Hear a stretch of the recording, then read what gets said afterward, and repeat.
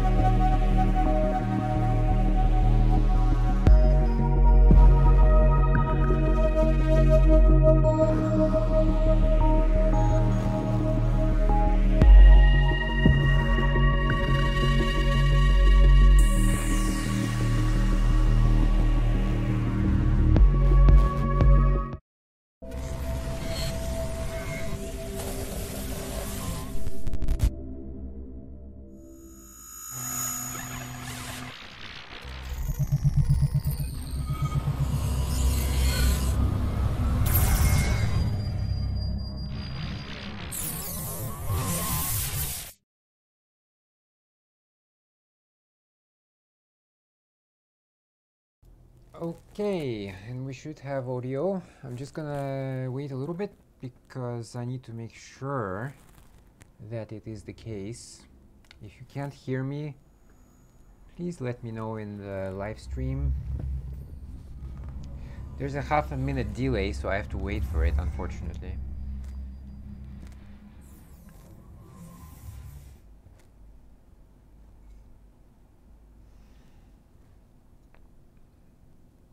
Okay, and we should have audio. I'm just gonna wait a little bit because I need to make sure. Just making my hair worse, don't I? Please let me know in the live. Okay, well, at least we have audio. I'm just gonna wait a few minutes for people to join in anyway. Maybe more people will come in.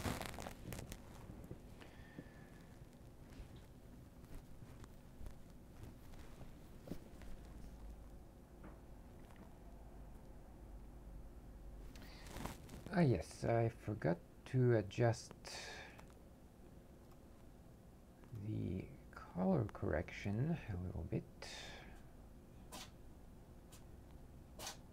Hey, sneezer. 3. Okay, I'm gonna raise that a little bit. Let's say 0.21. Sure. Quit it.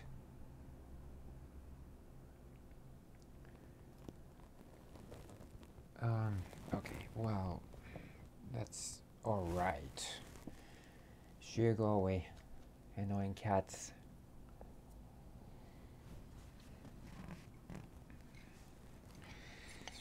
So yesterday I wanted to do a show and I couldn't, and that looks a bit blurry to me, actually. I don't know why. Maybe because it's kind of low res here.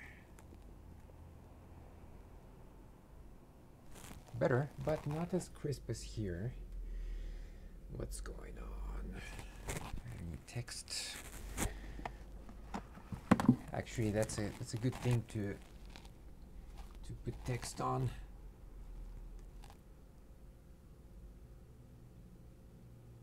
Okay, it should be about here, I guess. I'll need that thing anyway.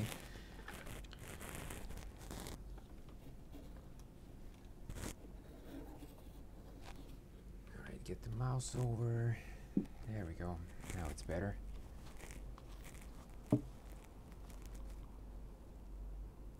It's really annoying. I have to wait half a minute just for the stream to catch up. Man.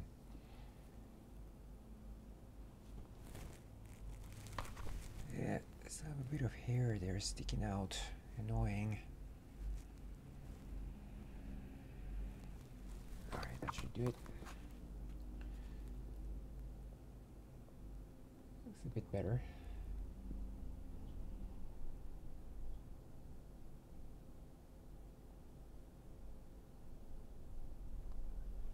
Or not. Alright. One moment.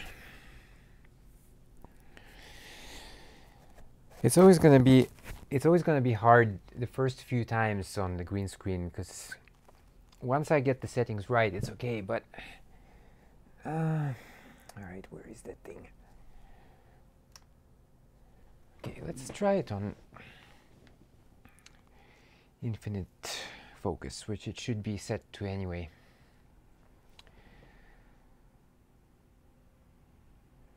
Definitely the reflection at least is better. So you see, I kind of use that to improvise and learn something and improve. So last time I was like fixing the lights and stuff, not good, but at least today I'm almost ready actually.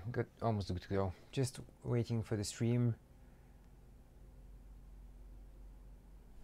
Yeah, it looks okay here, but looks better here for some reason. I don't know. It's weird. All right. Well, anyway, I'm gonna close that thing. Okay, so just give a minute for people to join up. Today I'm gonna be talking. That's kind of weird position. That's definitely flipped over. And I gotta take my medicine actually. So yeah, yesterday I wanted to do a show and I wanted to actually rather resume my coverage of news.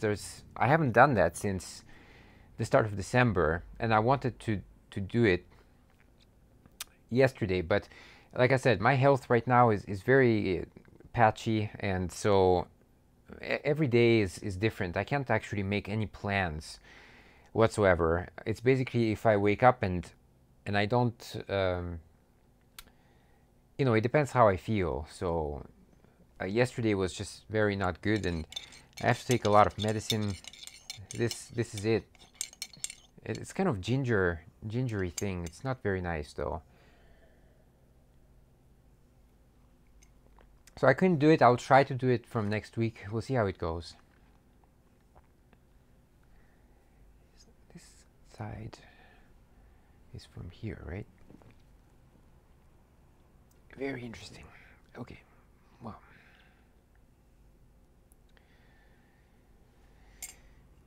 So yeah, there's a lot of stuff, of course, that's going on in the news. And of course, I talk about the things that don't get too much coverage. So yeah, it's kind of important that I do it actually. But again, it depends on my health. And so right now, I'm just not in a good condition to do it. So.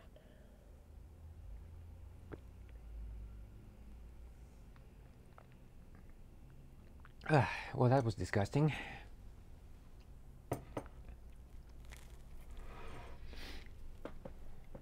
Okay.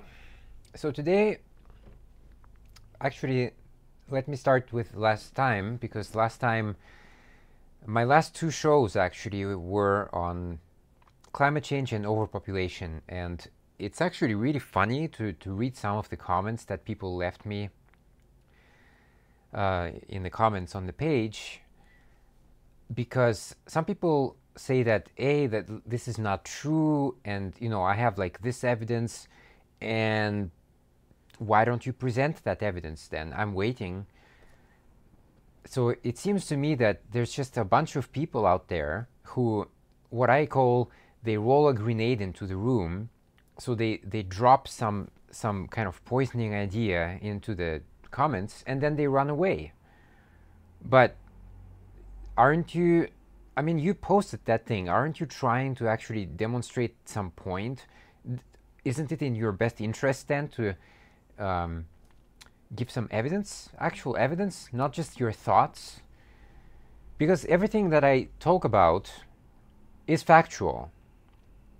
That's the thing. I take my stuff from articles, from actual articles written by professionals who spend their entire lives working in that field. So what do you have? I'm still waiting, because every time we talk about climate change, and every time somebody, hey! Now, this is incredible.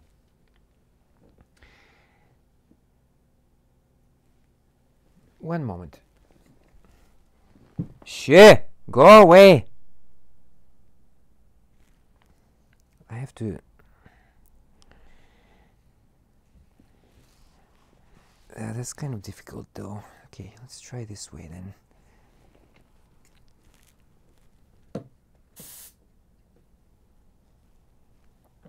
Maybe I don't even have to tie it up there. There we go. Absolutely perfect. Still saves me one clothespin. Or C-pin, as we call it in the movie business. Alright, so yeah, every time I talk about climate change, sometimes the people did drop a link to an article, or they didn't, in which case it was just their thoughts, their personal opinion, which I don't really care about, because give me something factual. I don't need to hear about your opinion unless you're a professional in the field, which I've never encountered yet on my page. So every time it was a link to an article, every time the link was to a right-wing group or a fossil fuel group, I mean, come on, how dumb are you to actually fall for that? Clearly they're gonna say that climate change is a hoax and global warming is not happening, the temperatures are falling, we have snow. They're gonna tell you all these lies. So come on, are you really trying to fool me or something? I mean, I'm perhaps not a professional, but I do study this stuff. I take courses often online on this topic. I hear from university professors who study this material in depth. That's what you're kind of comparing yourself to when you come here. So just bear that in mind. I'm not just some guy, just some random guy on YouTube. I do spend a lot of time studying. And that's a fact. And I'm going to talk about that today on the show, actually. So why don't we start this? Because otherwise it's going to get pretty late.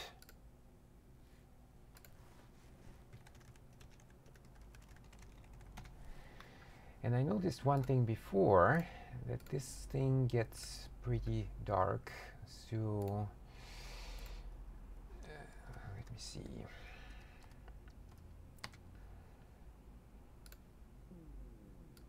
Okay, that should be around here. And that's much better. Otherwise it creates a double reflection. Okay. All right, so yeah. I lost my book. There we go. All right, so 3, 2, 1. Just move the chair over. Yeah, it should be on. Hey everyone, and welcome to Age of Reason. Today, episode 40. It's like the middle of February 2019. Pretty cold outside, pretty good inside. Before we start, I just want to promote my book once again, Beyond the Obscure. Please get it. It's a very good book.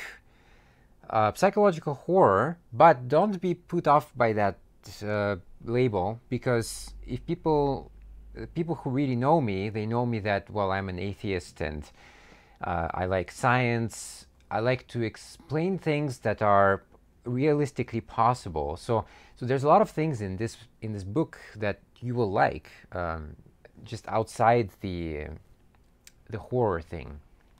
So please do get it. It's available on Amazon. The links will be available in the description. Please check out my art as well on Redbubble.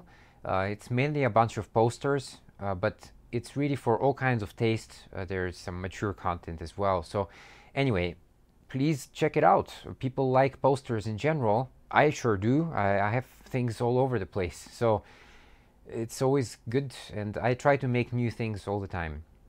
Today I'm going to talk about climate change. This is not a continuation of last week at all, but it is all related, of course, so it does help if you've watched the previous shows. So today's article comes from Scientific American, and the title is Climate Forecast: World is Sleepwalking into Catastrophe. And it was posted mid-January 2019. This came up recently in the comments on my page, because yeah, it seems to me also that people are just extremely indifferent when it comes to the topic of climate change.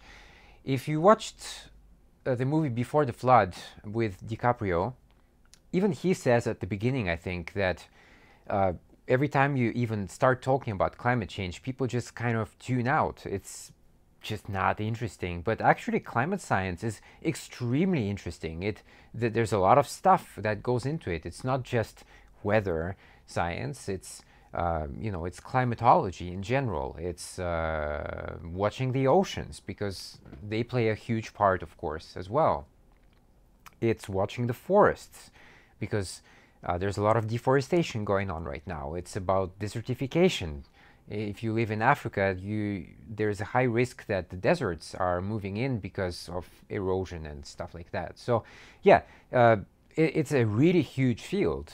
There's a lot of sciences involved. It's not just one thing. So, and yeah, it's the same with me. I often talk about it. I often post about it on my own page, but I just don't really get much response. And yet you know, I understand, of course, it's not as important as your Instagram posts and your pictures of food. I totally understand that. And that's why the world is in big trouble.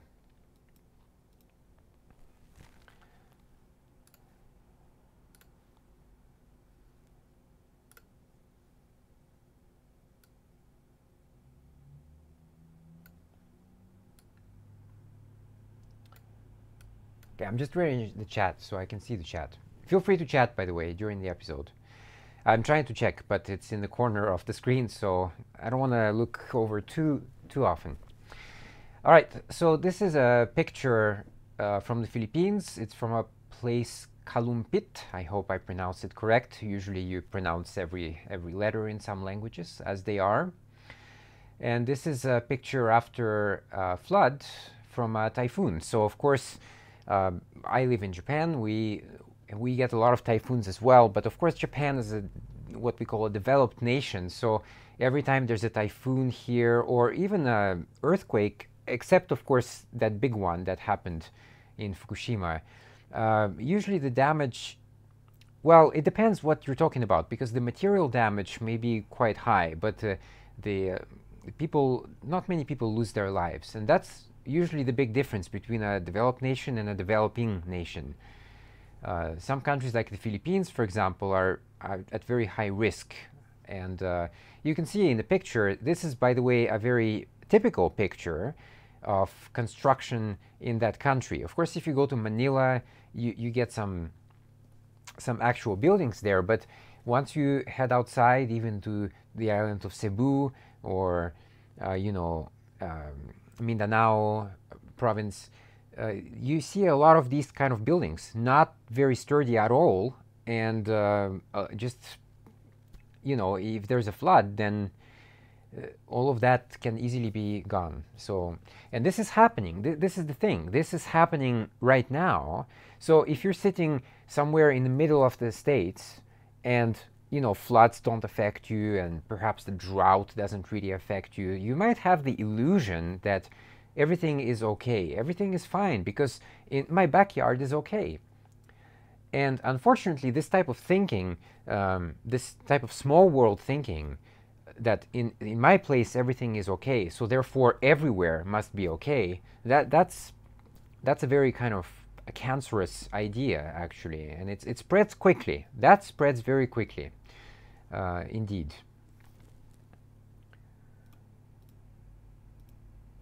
So climate change is the biggest threat to the planet, the World Economic Forum said yesterday in a sweeping catalog of global risks.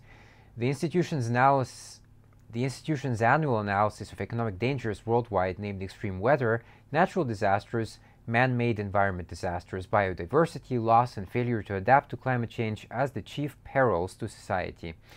And since we're on that topic, I just wanted to mention that, some people say, well, the climate has always been changing. Yeah, but that means, usually that type of sentence is uttered by people who actually don't understand climate change at all. Or they might say that as a joke, but if they are serious, and usually if I check on those people, it turns out that they are serious about it. So if you are actually saying that just climate has always been changing, so that's nothing to worry about, well, you just haven't studied the topic then.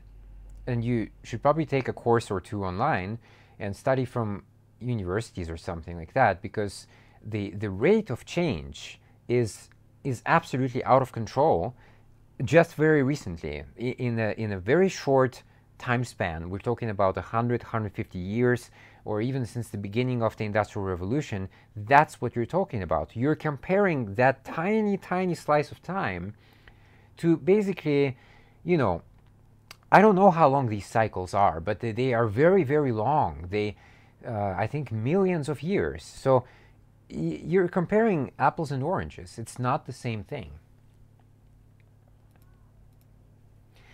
Of all the risks to the globe, it is in relation to the environment that the world is most clearly sleepwalking into catastrophe, the WEF said in its Global Risk Report. The results of climate inaction are becoming increasingly clear. So again, I showed this curve last time, but this is important. Perhaps it is the most important thing here to remember. Um, the curve of CO2 emissions goes hand in hand with the amount of population. So the more people you have, the more consumption you have, and then of course CO2 emissions increase as well. They really go hand in hand.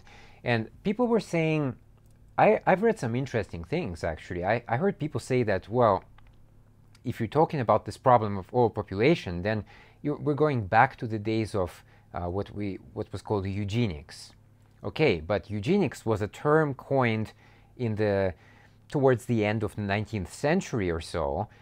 If you're looking at the curve, the population at that time was still manageable. So again, it's not a fair comparison. It sounds intellectual, but yet it fails miserably.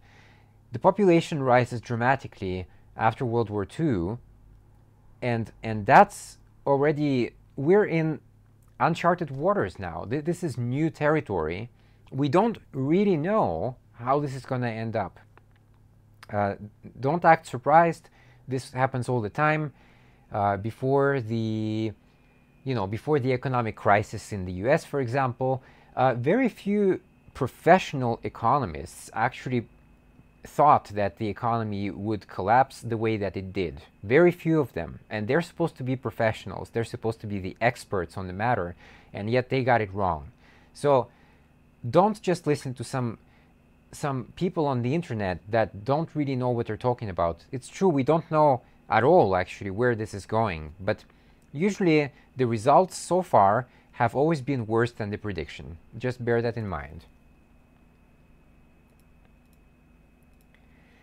The report noted that the IPCC in October analysis that bluntly said we have at most 12 years to make the drastic and unprecedented changes needed to prevent average global temperatures from rising. 1.5 degrees Celsius, roughly 2.7 degrees Fahrenheit. Limiting global temperatures increase to that amount is the goal of the International Paris Agreement. Meeting that goal will require unprecedented action to drive decarbonization of agriculture, energy, industry, and transport, WEF report said. However, it appears increasingly unlikely that the world will meet even the 2 degrees upper limit identified by the Paris Climate Agreement. Yes, unfortunately, that is the case. Even countries like China, who have done tremendous progress actually on solar panels and stuff like that, even they actually increased their coal production in the last year, I think. That was the statistic. So they built more. There were satellite pictures released of some sites that were unfinished, and then they were finished, fully built and ready for operation or already in operation. So yeah, I fear that until at least 2030, there is a very high chance that we're going to definitely keep increasing the emissions. Maybe then, after that, it will curb. We'll have to see.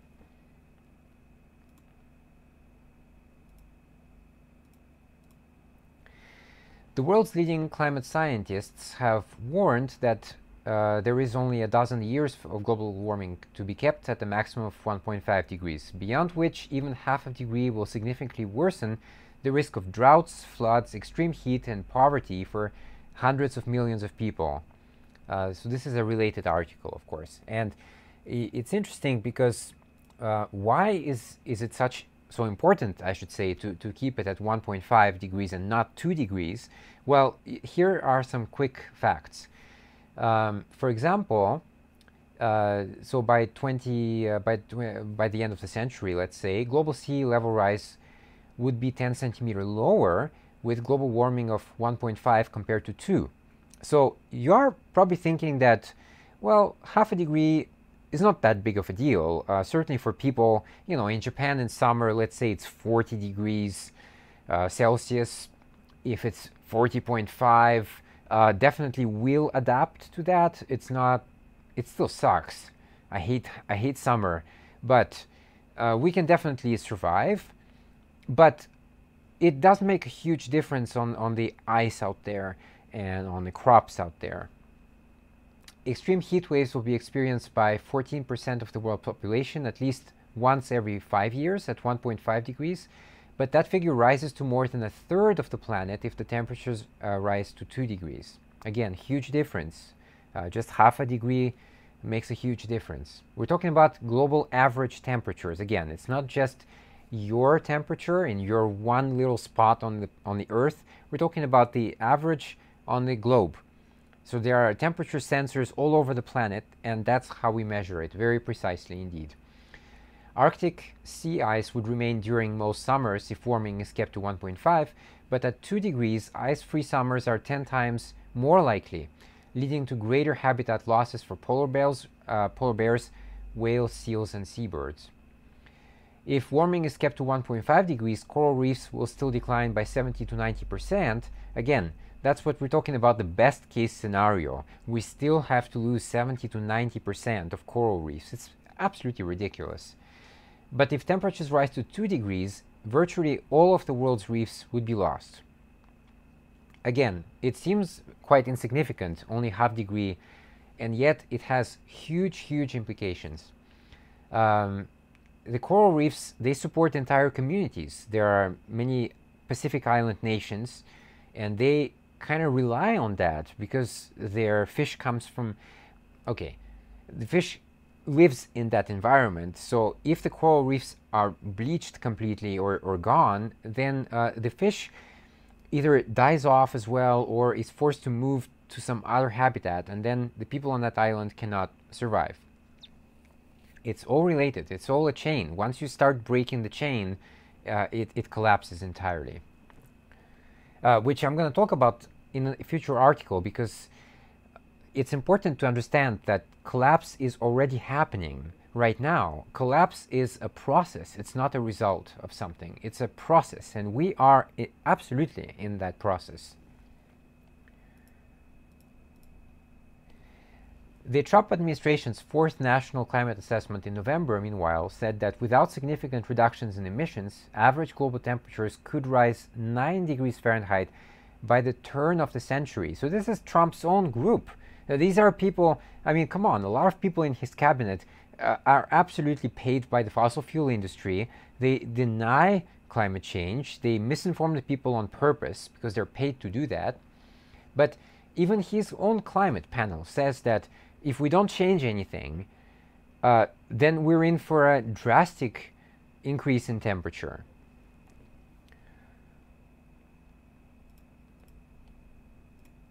The risk report pointed to the accelerating pace of biodiversity loss, which I also have another article on. See, I'm well prepared. I do my research very well. So I have a lot of time to do that, and I was talking about that before.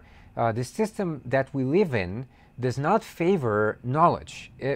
Governments don't want, smart, intellectual people. They want people who, like George Carlin was saying at the time, they want people who just, are smart enough to operate the machines, to push the buttons, but they're not smart enough to actually cause some drastic change.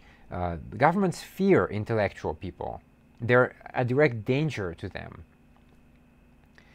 I have the time to do my research because I don't have a full-time job. Well, there's various reasons for that, health issues being a major issue. There's others, but instead of just, kind of, I should say, enjoying my life and maybe going out with, hanging out with friends or, playing video games, which I like to do, I spend a lot of time studying.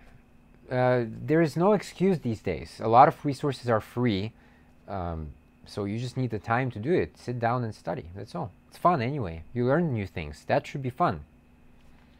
But people call me a nerd. Are you a nerd? So you see, this is exactly what the problem I'm talking about.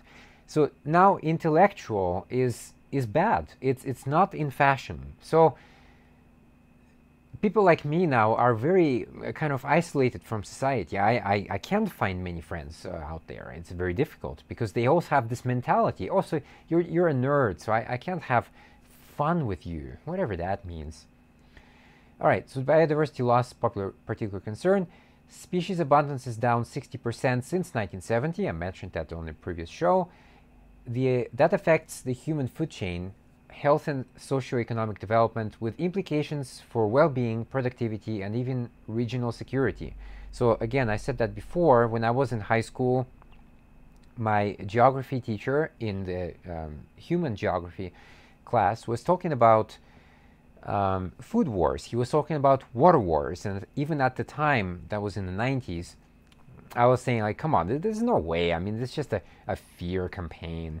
It's just propaganda, or it's something very unknown. And yet, we see these things happening already. We see that happening, well, at least for a decade now, probably more. So these things are happening.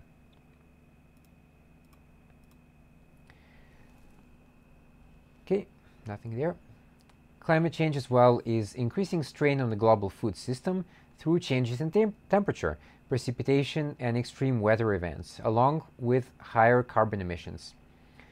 The last 4 years have been the hottest on record, it said.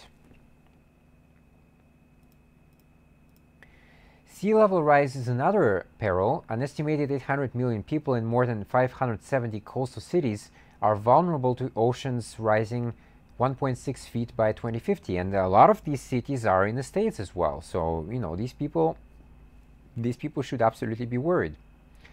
Higher waters are already hitting home in the United States, the report said. Cities like Norfolk, Baltimore, Charleston, and Miami experience flooding on sunny days due to rising sea levels. Rising water threatens roads, railways, ports, sanitation systems, tourism, agriculture, power plants, and underground cables that connect the internet. Well, yeah, if you're, you know, again, if you're in Miami, since they mention it here, you could be enjoying your day out in your lawn, and then sewage water comes from below because the water is rising, right? This is already happening. We already see that. Many people complain about it, and yet the governor of Florida, who is Rick Scott, if I'm not mistaken, he's a climate change denier. He takes huge donations from fossil fuel industries. So that's your enemy. I'm not your enemy.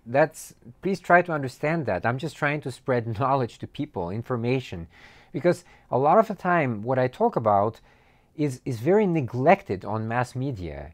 It's maybe like somewhere in the corner or a footnote on CNN or BBC or something, but I give these issues, I shed light on those issues, which is very important. The article ends by, as sea levels rise and urban vulnerabilities increase, the urgency of the need to respond to these changes is going to intensify, the report said. Beyond adaptation measures, addressing urban vulnerability to sea level rise will require households, businesses, and governments to avoid exacerbating dangers. There is little point putting new flood defenses in place, for example, if existing defenses are undermined through continued development of homes and businesses in coastal areas and on floodplains. So the first time I heard about floodplains was also back in my geography class in high school. And basically the teacher said, all right, so floodplains, that's what it means. It's a plain that gets flooded occasionally from time to time. People build houses there. What do you think is going to happen? Of course, it's going to get flooded. So my question was, well, why do people build there then? Isn't that just dumb? And the reason, of course, is cost. Of course, if you buy land there, it's much cheaper. And some people don't even study the area. They think it's a great price. So I'm going to, build a house there. And then it gets flooded. But that is a problem also of population. So these people probably have nowhere else to go. The number of apartments is limited wherever you go in New York, Tokyo, Berlin. So then the rest of the people, they have to live somewhere. So then they go to these places, but then these places get flooded, or there's severe droughts there or whatever. So anyway, it all kind of comes back in full circle, I guess. But yeah, anyway.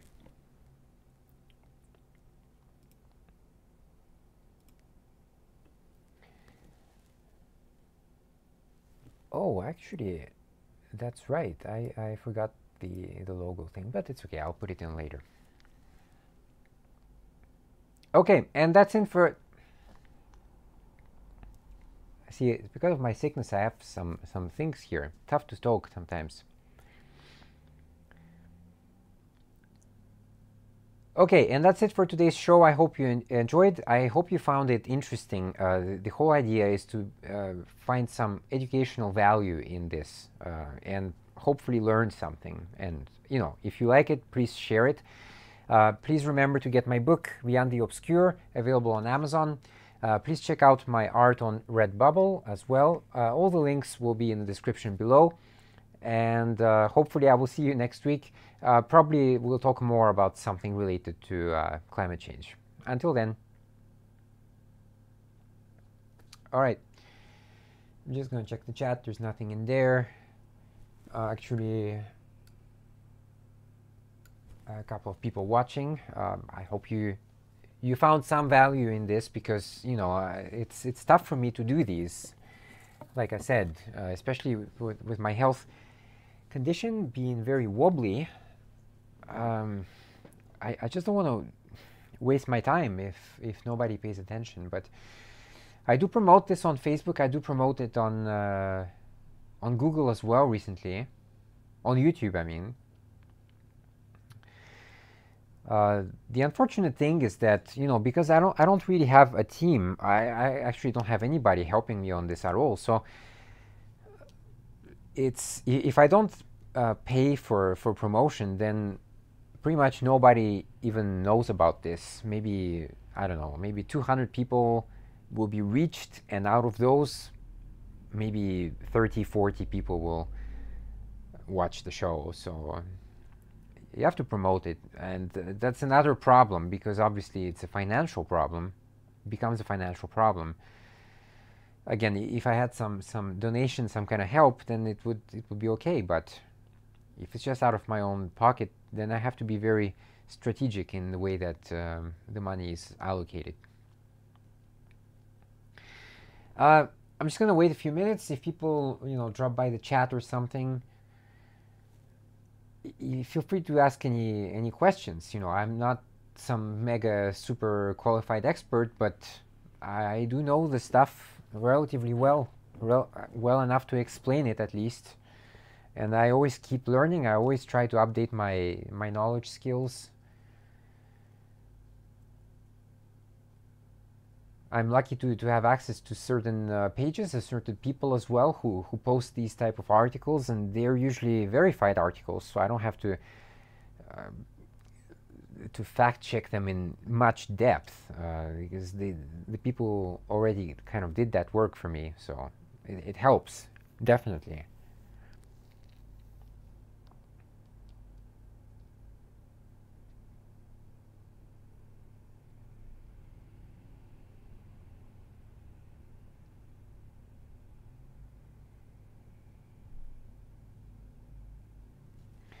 I'm just wondering, like up here, it's from the green, or from, where is it? Here. No, it's not. It's just default. Okay.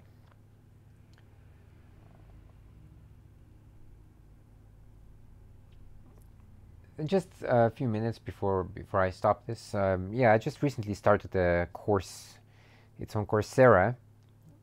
It's on geology, actually. So I'm not, you know, really kind of interested in geology, but I did take courses about the evolution of life on the planet, and so to really understand it, you do have to know a bit of geology as well. So anyway, I started this one course. It's pretty short so far, pretty interesting. The first week, I already took the first week quiz. I got 80% on the first try. Some of the stuff, I mean, the lecture itself was actually very short, but some of the stuff I learned somewhere else, so I was able to, maybe sometimes I don't know the answers, but I can have an educated guess. So anyway, 8 out of 10, you know, first time ever on something related to geology. I call it pretty good. You have to understand that back in high school, I completely sucked at science. I mean, man, they probably have a statue of me in high school because I was like the champion of the lowest grades for years. And not my fault, I have to say. The textbooks were not very exciting, and the teachers were just awful. I mean, I can say that. I don't like to say that because I work as a part-time, sometimes full-time teacher myself, but they were awful, just god awful. And only my last teacher in physics was decent. I wish I had him for longer because maybe I would actually learn something more. He made it interesting. So yeah, I mean, I come from nothing in science, and so, but again, you know, these resources online are very good. They're available. They're free. You just have to sit down. I do have interest in them. I like astrophysics, for example. I mostly study astrophysics, actually. But of course, you know, it is also related to other fields. And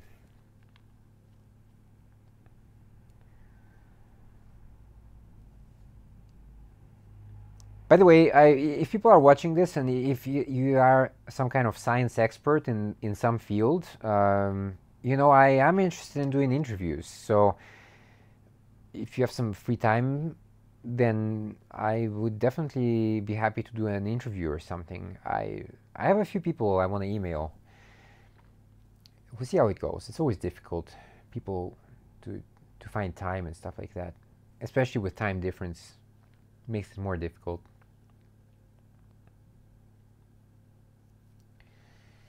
All right, well, it's getting towards 6 o'clock here, so I think well, I still have things to do. Some new problems arose this week. I probably should go deal with them.